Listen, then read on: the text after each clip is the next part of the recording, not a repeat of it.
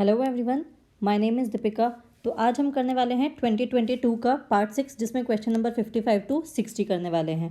तो चलिए स्टार्ट करते हैं। अब यहाँ बोला गया है there is a numeric lock which has 3 digit pin.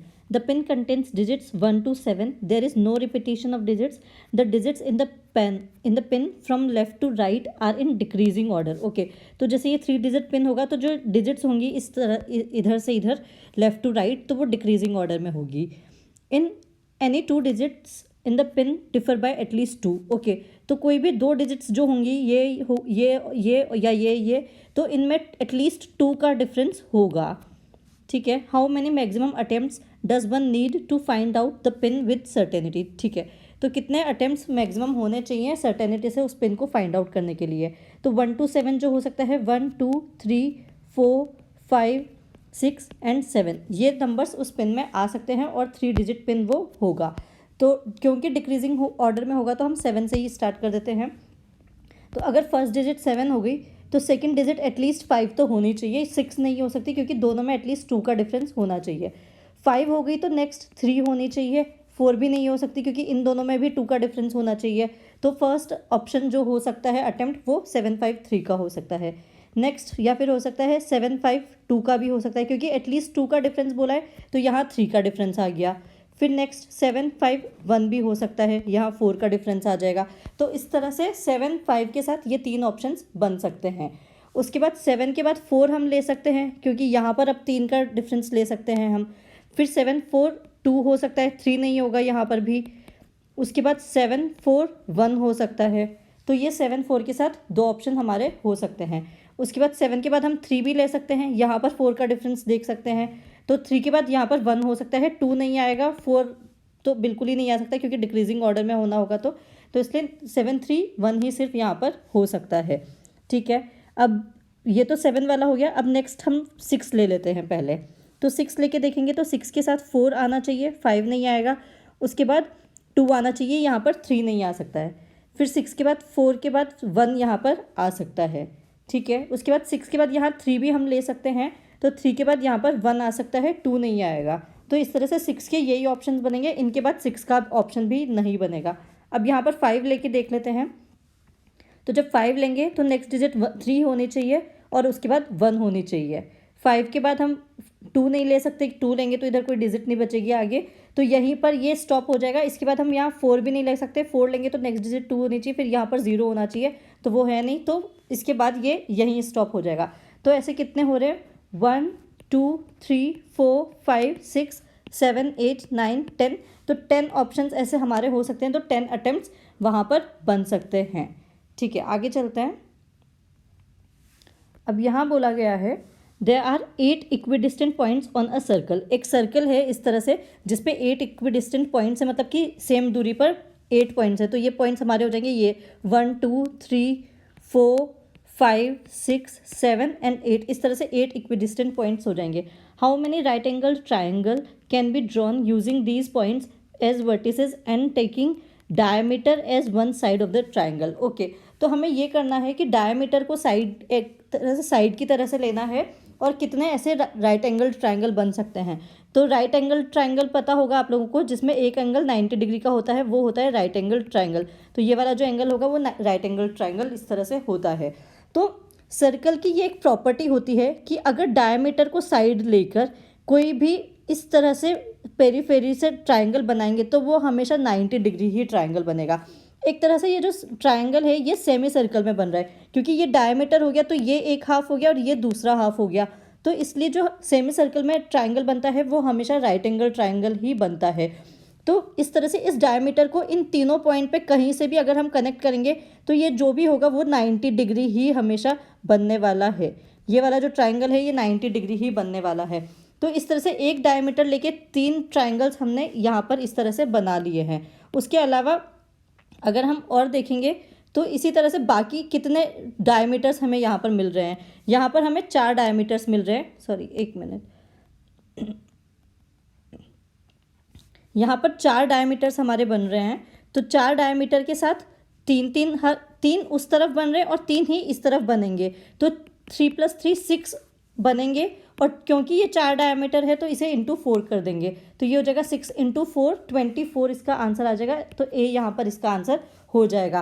तो 3 ट्राइंगल इस तरफ इस सेमी सर्कल में बन सकते हैं और 3 ट्राइंगल उस सेमी सर्कल में बन गए। और इस तरह से क्योंकि 8 पॉइंट्स हैं तो 8 पॉइंट से 4 डायमीटर हम बना सकते हैं, तो हर डायमीटर के अराउंड 3 दोनों तरफ बन सकते हैं, तो टोटल 24 इसका आ जाएगा।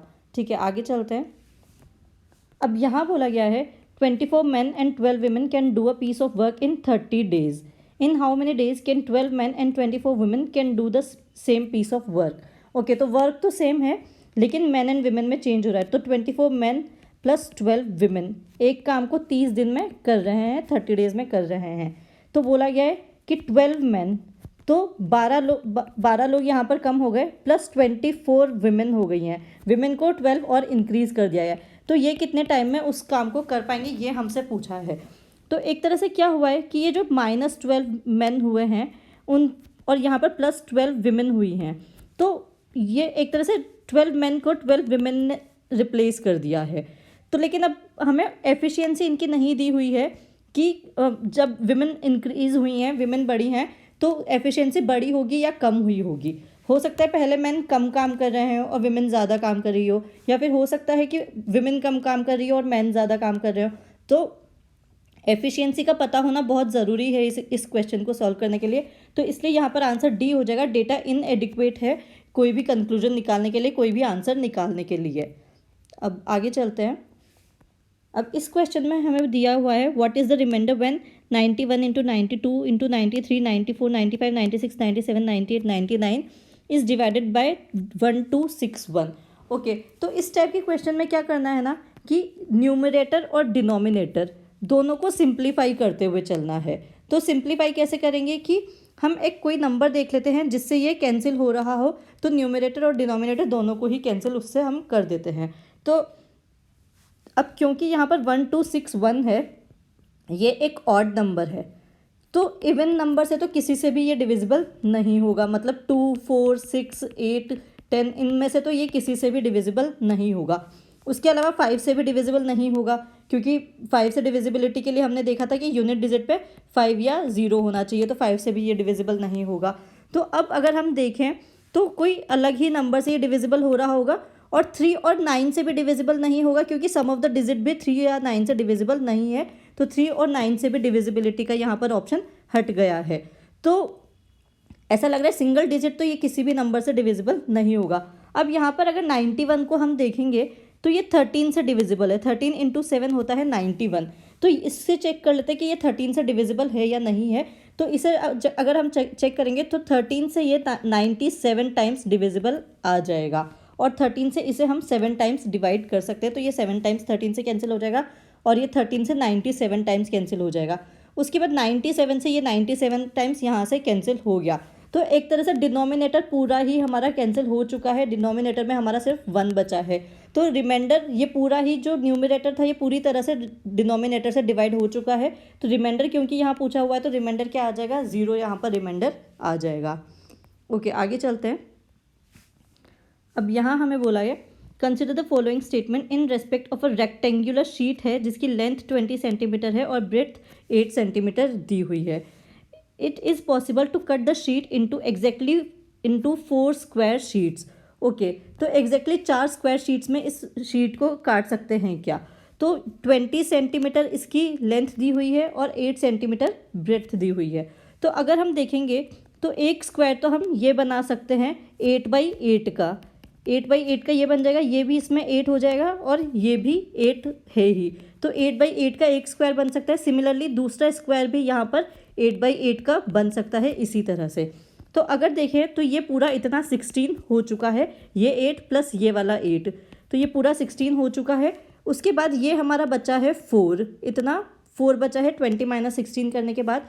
तो अब इस 4 को भी हम इस तरह से 2 पार्ट्स में कट कर लेंगे। तो ये भी हमारे पास 2 स्क्वायर्स आ जाएंगे 4/4 के, क्योंकि ये पूरा 8 था तो इतना 4 हो जाएगा और इतना 4 हो जाएगा। तो 4/4 के ये 2 स्क्वायर्स हो जाएंगे। तो एग्जैक्टली 4 स्क्वायर्स हमें मिल रहे हैं, 1 2 3 एंड 4। तो एग्जैक्टली 4 स्क्वायर्स मिल रहे हैं, तो 1 स्टेटमेंट करेक्ट हो गया। उसमें ये नहीं दिया हुआ कि चारों स्क्वायर्स सेम साइज़ के होने चाहिए। तो ठीक है, दो बड़े स्क्वायर्स बन रहे और दो छोटे स्क्वायर्स बन रहे, पर 4 स्क्वायर्स बन रहे हैं। ठीक है, अब आगे देखते हैं। It is possible to cut the sheet into 10 triangular sheets of equal area. अब यहाँ पर ट्राइंगुलर शीट्स का एरिया इक्वल हमें बोल दिया गया है। तो अब क्या करेंगे कि इस शीट को ये जो 20 सेंटीमीटर इसकी लेंथ है, इसे 5 पार्ट में डिवाइड कर देंगे। तो 4 4 4 4 4 ये इस तरह से 5 पार्ट्स में डिवाइड हो जाएगी, और ये पूरी तो 8 है ही। तो इन्हें अब इस तरह से हम कट कर देंगे। तो एक पार्ट से हमें 2 ट्राइंगल मिल रहे हैं, एक ये वाला ट्राइंगल और एक ये वाला ट्राइंगल। तो एक पार्ट से हमें 2 राइट एंगल ट्राइंगल यहाँ पर मिल रहे हैं। सिमिलरली इसे भी इस तरह से कट करेंगे, तो 3 और 4 2 ट्राइंगल यहाँ हो जाएंगे, 2 यहाँ हो जाएंगे, 5 और 6 7 8 9 और 10। इस तरह से सबको इसी तरह से हम कट करेंगे। तो टोटल हमें यहाँ पर 10 ट्राइंगल्स मिल जाएंगे और सबका एरिया इक्वल ही रहेगा। अगर राइट एंगल ट्राइंगल का एरिया आपको निकाल के देखना है तो इस तरह से निकाला जाता है। ये इस पार्ट को बेस माना जाता है, ये जो राइट एंगल ट्राइंगल होता है उसके इस पार्ट को बेस माना जाता है। तो ये यहाँ पर 4 हो जाएगा, और ये वाला जो पार्ट होता है इसे लेंथ माना जाता है, ये 8 हो जाएगा। तो राइट एंगल ट्राइंगल का फॉर्मूला होता है 1/2 इंटू बेस इंटू हाइट। तो इसे जब हम कैंसिल करेंगे तो 2 टाइम्स हो जाएगा, और ये 16 स्क्वायर सेंटीमीटर हमारे स्क्वायर सेंटीमीटर यहाँ पर आ जाएगा। तो ये राइट एंगल ट्राइंगल और ये सारे ही जो ट्राइंगल्स हैं उनका एरिया इसी तरह से निकलेगा, 16 स्क्वायर सेंटीमीटर होकर ही। तो बोथ स्टेटमेंट सी यहाँ पर आ जाएगा। 10 इक्वल ट्राइंगल्स भी बन रहे हैं और 4 एग्जैक्ट 4 स्क्वायर्स भी बन रहे हैं। तो सी इसका आंसर यहाँ पर आ जाएगा। ठीक है, आगे चलते हैं। अब यहाँ बोला गया है when 70% of a number x is added to another number y, the sum becomes 165% of the value of y। ठीक है, तो एक नंबर है x जिसके 70% को, तो 70% निकालने के लिए हमें क्या करना होता है, 100 से डिवाइड करना होता है। इसे एक कोई और नंबर है y जिसमें ऐड किया जा रहा है। तो ऐड करने के बाद ये क्या होता है, 165% ऑफ y बनता है। तो 165 को भी 100 से डिवाइड कर देंगे, तो ये इसका बनता है। तो ये हो गई हमारे पास इक्वेशन नंबर 1। ठीक है, फिर बोला गया when 60% of the number x is added to another number z, then the sum becomes 165% of the value of z, which one of the following is correct. ठीक है, तो हमें बेसिकली एक्स वाई जेड को का relative वो निकालना है कि उनमें कौन बड़ा होगा या कौन छोटा होगा। तो 60% ऑफ x, तो 60x अपॉन 100 हो जाएगा यहाँ पर, plus z is equal to वही है 165 अपॉन 100 z। तो ये इक्वेशन नंबर 2 हमारे पास आ गई है।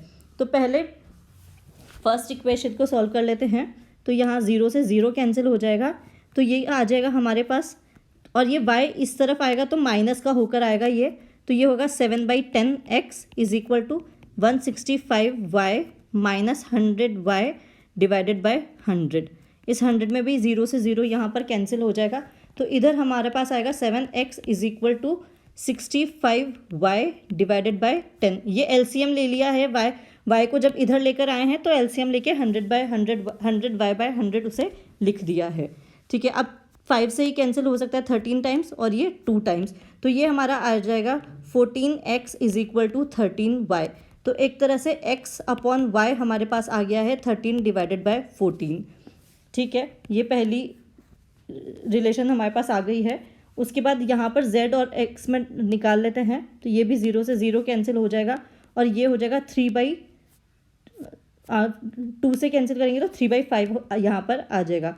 तो 3x/5 इज इक्वल टू, इस z को भी इधर लेकर जाएंगे तो माइनस का हो जाएगा 165 माइनस 100 डिवाइडेड बाय 100, z यहाँ पर आ जाएगा।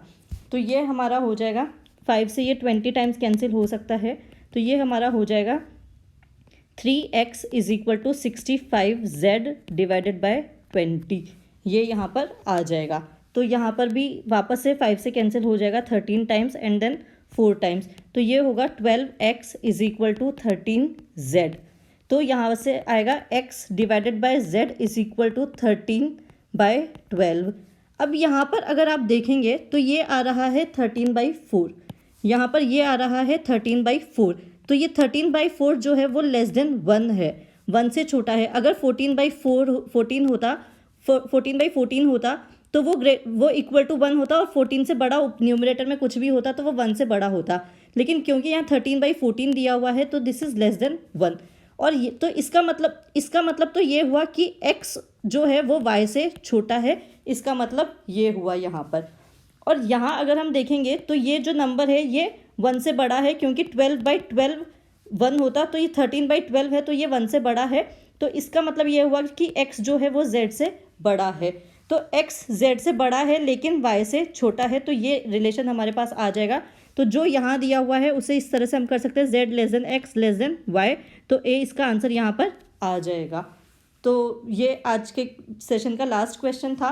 तो आई होप आप लोगों को यूज़फुल लगा होगा ये पूरा सेशन, और पूरा लेक्चर ही यूज़फुल लगा होगा। और लगा है तो प्लीज़ लाइक करिए, शेयर करिए, सब्सक्राइब करिए चैनल को, और बने रहिए चैनल के साथ। And thank you so much for your time. Thank